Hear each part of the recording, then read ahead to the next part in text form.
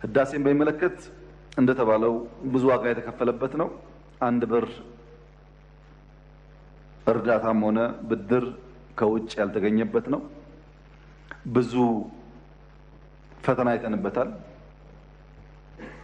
ቅድም ማዳበሪያ እንዳነሳውላችሁ ለህዳሴ የሚውሉ ግብአቶች ከሁለት ወር ተኩል ያላነሰ ከጅቡቲ እስከ ህዳሴ አጅበን እየወሰድን የሰራ ነው። 2 ወር ተኩል እያንዳንዱ መኪና የገንዘቡ ሳያንስ የውጭ ጫና ሳያንስ ከተገዛና አገር ከገባ በኋላ ያንን ነገር ማድረስ በጣም አስቸጋሪ ነው የነበረው። ፕሮጀክት ላይ ቅድም አንስቼ የተውኩት ጉዳይ አንዱ ያለብን ፈተና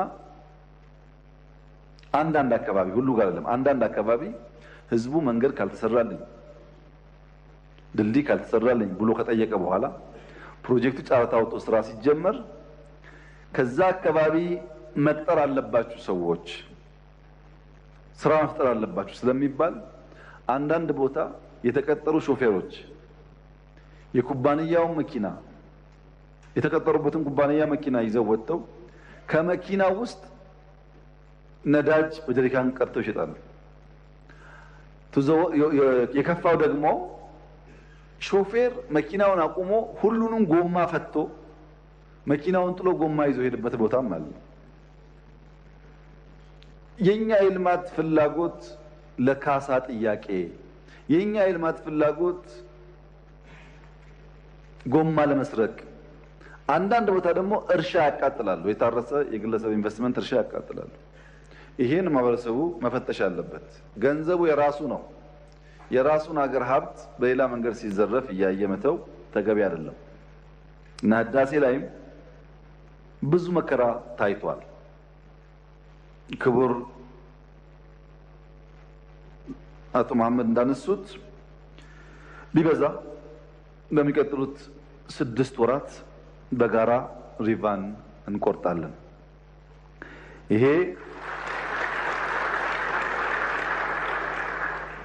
ይሄን ጊዜ የምንወስድበት ምክንያት ዝግጅት ስለሚፈልግና አካባቢው ሞቃታማ ስለሆነ የክረምቱን ዝናብ ስለምንፈልገው ብቻ ይሆናል እና ህዳሴ በሚቀጥለው ዓመት መጀመሪያ አካባቢ ታሪክ ይሆናል ማለት ነው። ታሪክ ሆኖ የሚያልፍ ይሆናል። ከዚሁ ጋር ተያይዞ ከግብጽ ጋር ባለው ሁኔታ የቀድሞ የግብጽ ውጭ ጉዳይ ሚኒስትርና የደህንነት ሹም ከአንዴም ሁለቴ አናግሬያቸው ነበር። ህዳሴ በታችኛው ተፋሰስ ሀገራት በተለይም ግብጽ ላይ የተለየ ችግር የሚያመጣ አይደለም። የኛ ዓላማ ኢነርጂ ማምረት ነው። እናንተ መጉዳት እኛ አንፈልግም ስላቸው ስጋታቸው ድርቅ እንደሆነ አነሱልኝ። ድርቅ ቢያጋጥመን የሚል ስጋት አነሱ። ድርቅ እኮ ያጋጥማል የሚባለው ኢትዮጵያ ነው። ኢትዮጵያ ደርቆ ግብጽ ቢዘንብ ዋጋ የለውም የአባይ ውሃ ከዚህ ስለሚሄድ። ግብጽ ድርቅ ኖሮ ኢትዮጵያ ደግሞ ዝናብ ካለ ውሃው ሁሌም አለ ማለት ነው። ድርቅ እንዳይኖር መከላከል ያለብን እዚህ ነው፣ ውሃው በበቂ እንዲሄድ። ለዚያ ደግሞ ግሪን ሌጋሲ ብለናል እኛ፣ ክላውድ ሲዲንግ ብለናል እኛ፣ የዝናብ መጠን እንዲጨምር። ጉዳት አይደርስባችሁም፣ በዚህ መንገድ መንግስታችሁን አሳምናችሁ በትብብር እንስራ የሚል ፕሮፖዛል በተደጋጋሚ ቀርቦላቸዋል። እኔ ማናገራቸዋለሁ። አልፎ አልፎ አንዳንድ ሰዎችም ለፕሬዝዳንት ሲሲ ካይሮ ላይ ቃል ገብተ ነበር ይላሉ። ያው እንደምታውቁት ቃል መግባት ብቻ ሳይሆን ቃል መፈጸም ባህላችን ለማድረግ ካለን ቁርጠኛ ፍላጎት ለፕሬዝዳንት ሲሲ ያልኳቸው ህዳሴ ሲሞላ 1 ሊትር ውሃ እንኳን ከአስዋን ዳም አይጎልም ነበር ያልኳቸው። አሁን ህዳሴ 100% ሞልቷል። አስዋን ዳምም 100% ሙሉ ነው። ቃሉ ተፈጽሟል። የተካደ ነገር የለም ማለት ነው። እነዚያ ሚኒስትሩና ኢንተሊጀንስ ቺፉ በወጉ ስራቸውን ሰርተው ቢሆን ኖሮ የተሻለ ትብብር መፍጠር ይቻል ነበር። አሁንም ከግብጽ ወንድሞቻችን ጋር በውይይት ይበልጥ አብረን መስራት መደጋገፍ እንዳለብን እናምናለን። የሚያጣላን የሚያጨቃጭቀን ገንዘባችንን እዛና እዚህ የሚያስበትነን ጉዳይ አለ ብለን አናምንም። በትብብር አብረን ብንሰራ ሁለቱም ህዝቦች ሀገራት ተጠቃሚ ይሆናሉ። ግብጽና ኢትዮጵያ ለሺህ ዓመታት አብረው የኖሩ ናቸው። አሁንም እስከ መጨረሻው ዘመን አብረው ኖራቸው አይቀርም። ይሄን እውነት ተቀብለው በትብብር መንፈስ ቢሰሩ የኛ መሻትና ፍላጎት ነው። አሁን ለውይይት፣ አሁን ለንግግር፣ አሁንም ህዳሴን ያለበት ሁኔታ ለማየት በእኛ በኩል ክፍት እና ፍላጎት ያለን መሆኑን በዚህ አጋጣሚ እየገለጽኩ ህዳሴ የአፍሪካ ኩራት ነው።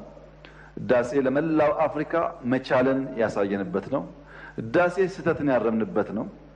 ህዳሴ በውስጣችን ያለው ውድቀት ጨክነን ወስነን ያረምንበት ነው። 74 ቢሊዮን ሜትር ኪዩብ ውሃ ያዝንበት ነው።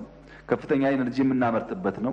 አፍሪካውያን ብድር ቢከለከሉ፣ አፍሪካውያን ዲፕሎማቲክ ጫና ቢደረግባቸው የራሳቸውን ሀብት በገዛ ዜጎቻቸው ማልማትና መቀየር እንደሚችሉ በተግባር የሚያስተምር ስራ ነው። ብልጽግና ለዚህ ስራ ስኬት ከመላው የኢትዮጵያ ህዝብ ጋር ከፍተኛ ኩራት እና ክብር ይሰማዋል።